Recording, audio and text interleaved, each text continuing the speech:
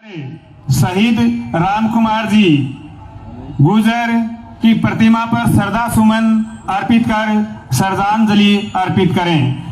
माननीय उप मुख्यमंत्री श्री प्रेमचंद जी बैरवा एवं माननीय श्री सतीश जी पूर्व प्रदेशाध्यक्ष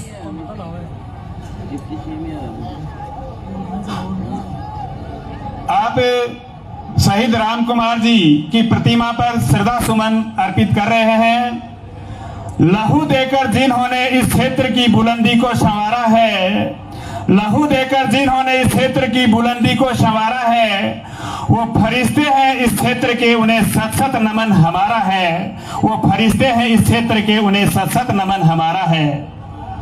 तो शहीद को नमन करते हुए, श्रद्धा सुमन अर्पित करते हुए माननीय उप मुख्यमंत्री श्री प्रेमचंद जी बैरवा एवं माननीय सतीश जी पूनिया प्रदेशाध्यक्ष भाजपा राजस्थान।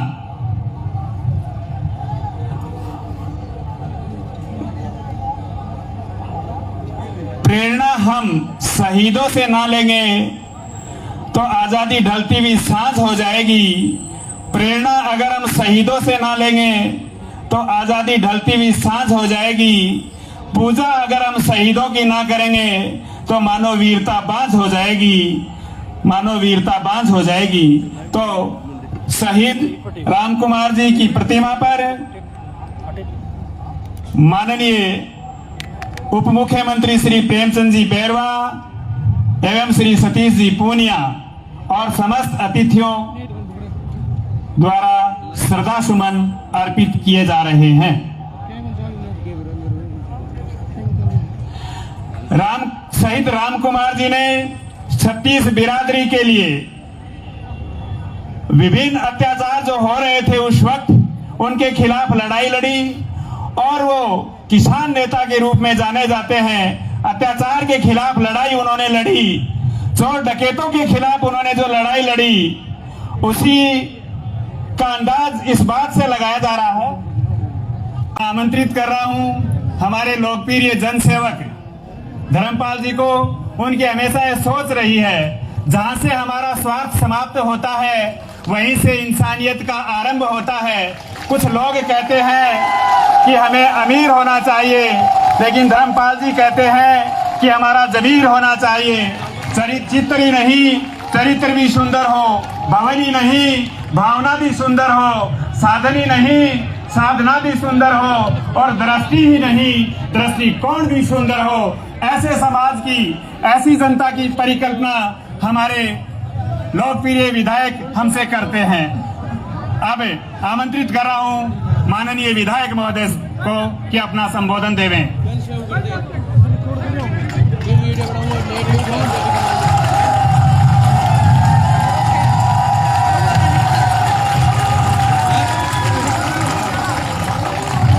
सर्वप्रथम उपस्थित यहाँ पर जो देवतुल्य बुजुर्ग बैठे हैं उनके श्री चरणों में प्रणाम करता हूँ। खून से भी बढ़कर रिश्ते के सभी नौजवान साथियों को नमस्कार करते हुए मातृशक्ति के रूप में अभिनंदन करते हुए स्वागत करना चाहता हूँ मैं इस खेतड़ी की धरती और छोटे से रामकुमारपुरा पंचायत और छोटी सी धानी चबूतरा वाली में राजस्थान के उप मुख्यमंत्री माननीय प्रेमचंद जी बैरवा का यहाँ पर बहुत बहुत स्वागत है, अभिनंदन है। स्वागत करना चाहता हूँ मैं हमेशा परिवार में बड़े भाई की तरह अपने सर पे हाथ रखने वाले और स्नेह रखने वाले, और जब जब भी हम टूटते थे बिखरते थे और हमें दोबारा संभाल लेने वाले मेरे बड़े भाई सतीश जी पूनिया का बहुत बहुत अभिनंदन, दिल से अभिनंदन करना चाहता हूँ। स्वागत करना चाहता हूँ हमारे संत शिरोमणि बलदेव दास जी का और सवाई भोज के मैन सुरेश दास जी का और हमारे क्षेत्रीय संत बाबा जसनाथ जी का और अन्य संत जो यहाँ पर उपस्थित है, मैं खेतड़ी की जनता की तरफ से उनका बहुत बहुत स्वागत करना चाहता हूँ। हमारे विधायकगण हमारे सहयोगी के रूप में पधारे हैं और आशीर्वाद के रूप में पधारे हैं, और हमारे सांसद महोदय जो हमेशा हमारा स्नेह रखते हैं और जिले में इतना घूमते हैं और खेतड़ी में विशेष कर आते हैं, और इस मेले में तो वो जब से बने हैं उस कार्यक्रम में हमेशा पधारते हैं। मेरे बड़े भाई नरेंद्र जी खींचड़ का स्वागत है। जाबर सिंह जी खर्रा जो हमारे परिवार की तरह स्नेह रखते हैं उनका भी स्वागत है। विधायक हमारे गोवर्धन जी वर्मा जो दोबारा विधायक बने हैं, उनका हमारे साथ युवा मोर्चे से भी संपर्क था और जब ये प्रधान थे जब भी हमारा संपर्क था। मैं सम्मान करना चाहता हूं इस किसान सम्मेलन में, मैं सम्मान करना चाहता हूं कुलदीप जी धनखड़ का जो विराटनगर से चुन के आते हैं और बड़े संघर्षशील नौजवान हैं, उनका भी सम्मान करना चाहता हूं और मेरे छोटे भाई सुभाष मील का सम्मान करना चाहता हूं। इसी कड़ी में सम्मान करना चाहता हूं पूर्व विधायक प्रेम सिंह जी बाजौर का जो एक अटल चट्टान है और उन्होंने शहीदों के लिए राजस्थान में जो किया है मेरे हिसाब से कोई कर नहीं सकता। और आप समझते हो कि बिना कारण किसी की बड़ाई करना इंजीनियर धर्मपाल का स्वभाव नहीं है। मैं कहना चाहता हूं कोई व्यक्ति अपने माँ बाप की मूर्ति लगाते भी आदमी सोचता है, लेकिन 1100 जवानों का जिसने मादरे हिंद के लाडले सीमाओं पर अपना शरीर का बलिदान दिया, उनकी 1100 की मूर्ति लगाकर इस देश में जो कीर्तिमान स्थापन किया है, मैं प्रेम सिंह बाजौर का स्वागत करना चाहता हूं। पूर्व विधायक सुखकंठ जी चौधरी जो हमारे साथ साथी और सहयोगी के रूप में रहते हैं, दुर्भाग्यवश 419 वोटों से ये छोटी सी जीत बड़ी खलती है साथियों। पिछली बार अपन 957 वोटों से हारे थे, कभी मैं भूलना चाहा तो भी आपने भूलने नहीं दिया कि सुबह शाम तक यही कहते थे ये और कर लेते वो और कर लेते तो ऐसे हो जाता। ऐसे हमारे थोड़े से दुर्भाग्यशाली रहे। सुखकरण जी चौधरी जी का इस किसान सम्मेलन में स्वागत करना चाहता हूं। मैं स्वागत करना चाहता हूं पूरी जनता और उपखंड खेतड़ी की तरफ से और राम कुमारपुरा की धरती की तरफ से केडी बाबर जी का पूर्व विधायक और हमारे यहाँ पर जो प्रभारी हैं उनका स्वागत करना चाहता हूं। हजारी लाल जी का स्वागत करना चाहता हूं और निश्चित रूप से मेरे से कोई ना कोई गलती जरूर होगी, किसी का नाम जरूर छूटेगा, वो अगले मेले में बिल्कुल नहीं आएगा, ये बात तय है। इसलिए मैं सम्मानीय मंच कह के सबका सम्मान करना चाहता हूं, उपस्थित समुदाय का सम्मान करना चाहता हूं। लेकिन इस बार मुझे एक बात कहना जरूर चाहूंगा आप लोगों से कि पहले जब हम इस कार्यक्रम करते थे, किसान सम्मेलन करते थे, तो निश्चित रूप से आप में जोश होता था। लेकिन इस बार ये जो बीच की जो दूरी बढ़ी है, ये मैंने नहीं बढ़ाई है, मैं तो अभी भी वही हूं आपके पास ही। ये मुख्यमंत्री और उप मुख्यमंत्री के कारण ये दूरी बढ़ी है। अगली बार हो सकता है इसको और नजदीक कर देंगे, कोई ना कोई इनमें से मंत्री बन के जरूर आ जाएगा और आपके पास खड़ा होकर भाषण देगा। हम उस मंच पे दिया करते थे। सतीश जी भाई साहब तो पता नहीं, मैं भी भूल गया कितनी बार यहाँ पे आए हैं। और जिले के जो भी लोग हैं, हमारे जिला अध्यक्ष जी हैं, विशंबर जी हैं, महामंत्री जी जो लोग बैठे हैं, उनको भी याद नहीं है कितनी बार आए। मैं पुनः एक बार पूरी भारतीय जनता पार्टी का पूरे मेरे परिवार की तरफ से और उपखंड खेतड़ी की तरफ से पुनः स्वागत करते हुए अभिनंदन करता हूँ। किन शब्दों में मैं आभार करूं, प्रकट करूं, वो शब्द मेरे पास नहीं है। मैं आप लोगों का किन शब्दों में आभार प्रकट करूं। 20 वर्ष का संघर्ष माननीय उप मुख्यमंत्री जी और भाई साहब सतीश जी, आप तो जानते हो 20 वर्ष तक कोई परिवार के व्यक्ति को भी नहीं पालता है। लेकिन मैं धन्यवाद देना चाहता हूं इस बुजुर्ग के आशीर्वाद को, इस नौजवान की ऊर्जा को और इस माता के अभिनंदन को कि 20 वर्ष तक लगातार मुझ पे आशीर्वाद रख के मुझे जिंदा रखने वाली ये खेतड़ी और नीमका थाना की जनता का कर्ज मैं इस जन्म में उतार नहीं सकता। मैं इस जन्म में क्या, मैं 7 जन्म लूं तो भी आपका कर्ज नहीं उतार सकता। मैं अपने रक्त की एक एक बूंद निचोड़ के आपके चरणों में डाल दूं तो भी समझता हूं वो कम है। मेरा परिवार, मेरे साथी सहयोगी, मेरे रिश्तेदार आपके ऋणी और आपका ही ऋण उतार नहीं सकता। ये मैं निवेदन करना चाहता हूं। अगर जरूरत पड़ी तो आपके लिए कहीं तक भी कुछ भी करने की गुजर जाऊंगा और किसी भी हद तक गुजर जाऊंगा, ये आप लोगों से कहना चाहता हूं। आज मैं सौभाग्य से कहना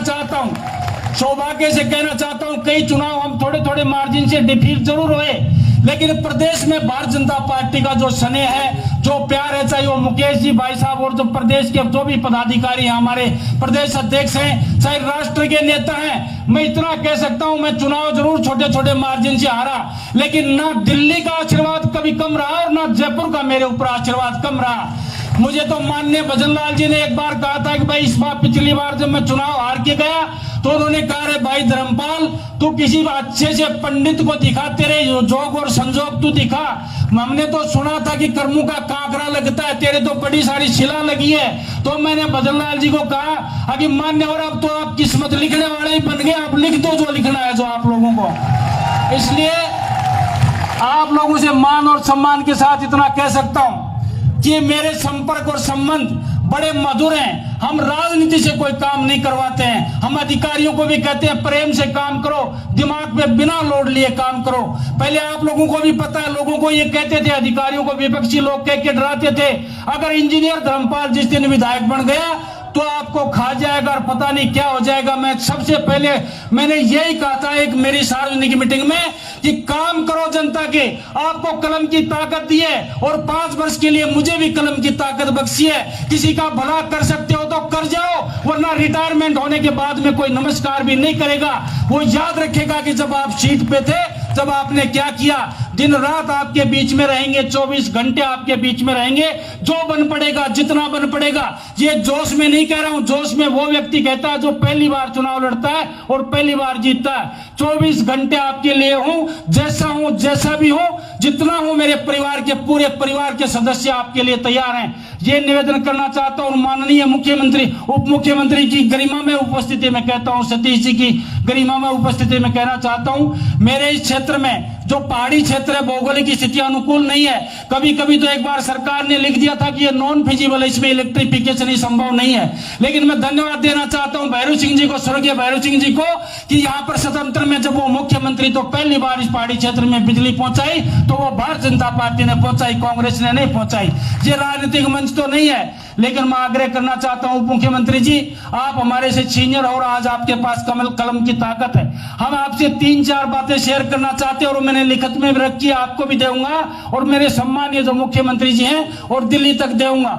जहां पर हमारा हिंदुस्तान कॉपर लिमिटेड का प्रोजेक्ट है, जो कभी शेखावाटी की लाइफलाइन कहलाता था, 12,500 कर्मचारी काम करते थे, आज उसकी दुर्दशा, आज उसकी ये दशा है, वहां पर 400 से नीचे कर्मचारी काम करते हैं, टोटल ठेके पे दे चुके हैं। आज दिल्ली में सरकार हमारी है और सरकार तीसरी बार भी बनने वाली है। दुनिया की कोई ताकत मोदी जी को रोक नहीं सकती।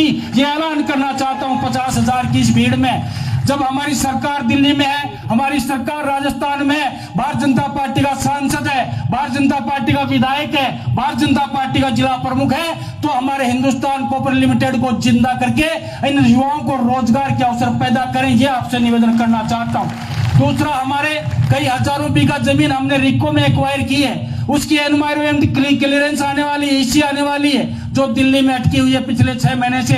अगर उसकी ईसी आ जाएगी तो मैं समझता हूं यहाँ पर 10-12 हजार लोगों को और नौजवानों को काम मिल सकता है। ये कार्यक्रम आप करें। ईसी आने के बाद जमीन आउट हो चुकी है, जमीन एक्वायर हो चुकी है, यहाँ कारखाने लगे, चाहे छोटे लगे बड़े लगे, मेरे नौजवान को, मेरे भाई को, मेरे बेटे को नारनौल, जयपुर या उदयपुर नहीं जाना पड़े, यही खेतड़ी में रोजगार के अवसर उपलब्ध हो। ये मैं पुरजोर तरीके से आपसे मांग करना चाहता हूँ।